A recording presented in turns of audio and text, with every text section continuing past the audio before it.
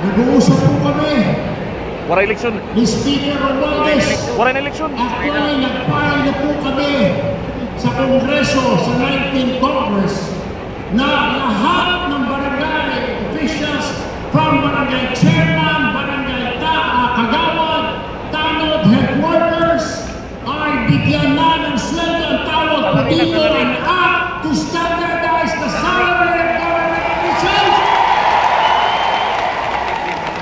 Bibigyan po ng basic salary ng mga barangay captain, barangay kagawad, barangay employees, tanod, headquarters, lahat po yan.